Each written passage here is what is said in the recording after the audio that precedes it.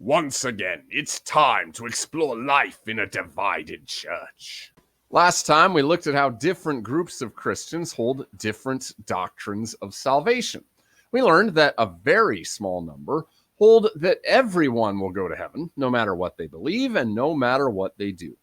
We also heard that quite a few denominations hold that we contribute to our salvation in some way, and that getting to heaven depends, at least in part, on what we do. And we also heard that several groups, including our own Lutheran Church, Missouri Synod, hold that we are saved completely and solely by Jesus and his work for us.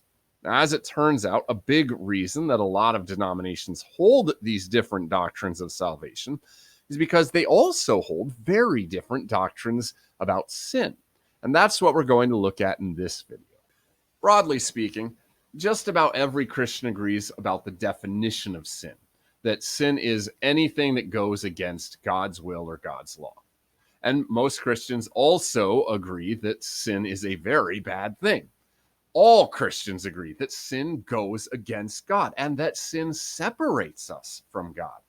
And most Christians also agree that this separation from God, which sin causes, that's what we need to be saved from. But there are still some huge differences about exactly how big of a problem sin is for us. To be more specific, different Christian groups hold very different ideas about two particular issues concerning sin. First of all, different denominations hold very different things about original sin. And second, Christians hold to very different ideas about how much sin affects us after we become Christians. We'll start by focusing on the differences about original sin. Most Christian groups believe that everyone is born with a huge problem that's typically called original sin. And basically, original sin refers to the fact that human nature has been corrupted or spoiled by sin ever since people first fell into sin back in the beginning of Genesis. And most every Christian group agrees that this original sin means everyone now is born with an inclination to sin, that everyone is born with this built-in tendency, sometimes even a desire to sin. But Christian groups definitely do not agree about how big of a problem this original sin causes us. And there are basically three different kinds of doctrine that Christians hold about this. In the first view, original sin completely ruins us, and it also completely separates us from God. Now, on the one hand, that means that original sin utterly destroys us. It makes us completely incapable of trusting or of loving God. You might think of it like a kid who's just completely covered in filth, so that not only is the kid filthy, but because the kid is filthy, everything that kid does ends up also being filthy. And original sin is like that. This filth, this original sin that covers us, that we're just steeped into, makes us, ourselves, utterly filthy. But it also makes everything we do filthy. It makes every thought we have, every feeling we have, every choice we make sinful and against God's will. But on the other hand, these Christians hold that God even counts this original sin against us. In other words, God's problem with us isn't just that we end up doing things that are sinful or filthy. God's problem with us is the very fact that we're covered in filth, that we're corrupt, that we have original sin. And so they believe that original sin itself, the fact that we are born with this corruption and inclination to sin, separates us from God and deserves God's punishment. Which means that these Christians hold that original sin leaves us completely cut off from God, and that there is nothing we can do or could ever do to draw closer to him, because we're only capable of drawing away from him. Typically, it's Christians who hold to a Lutheran or a Reformed tradition that also hold this view of original sin. And as you may remember, it's also the Lutherans and Reformed who tend to believe that salvation is completely the result of Christ's work to us. It's not something that we contribute to.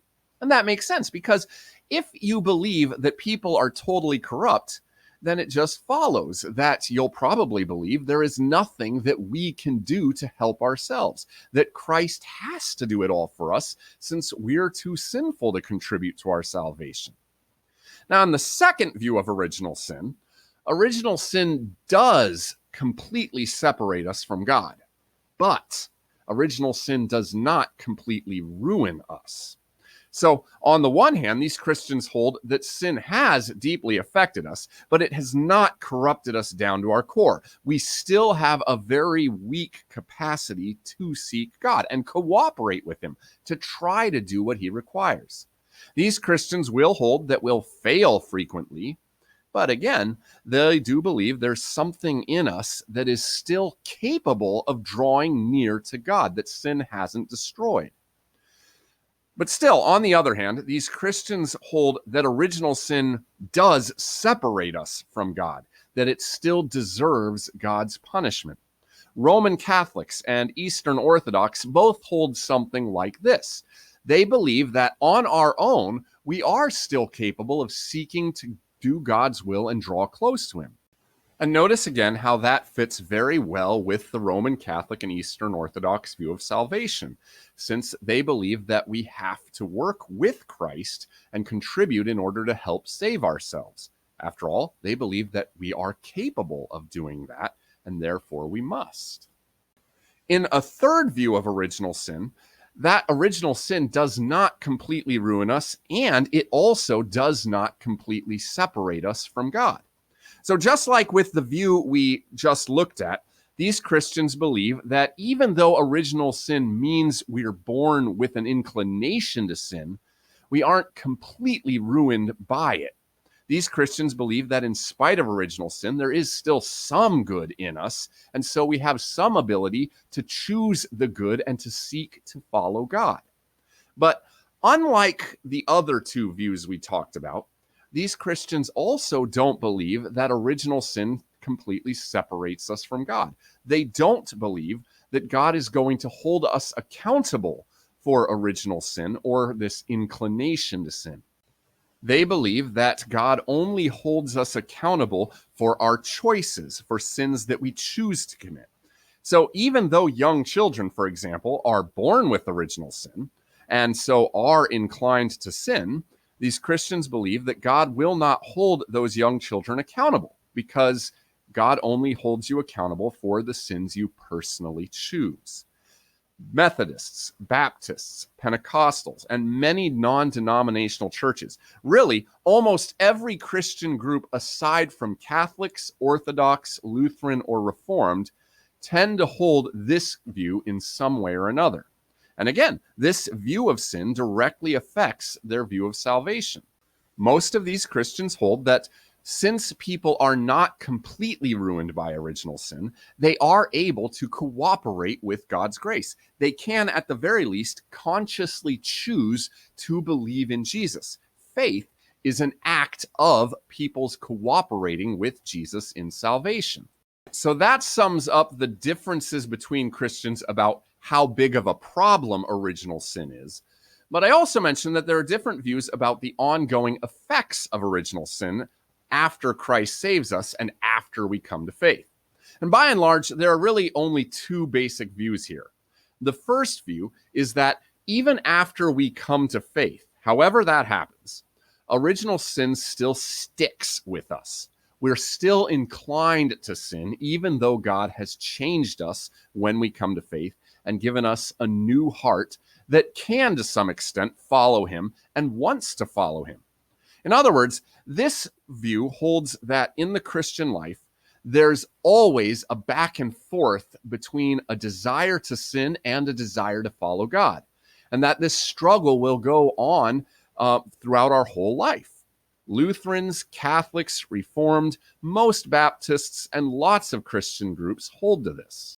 The second view about how sin affects us after we become Christian is that Christians can get to a state where they are utterly free from original sin. In other words, that Christians, even before they come to heaven, are able to live a life completely free of sin.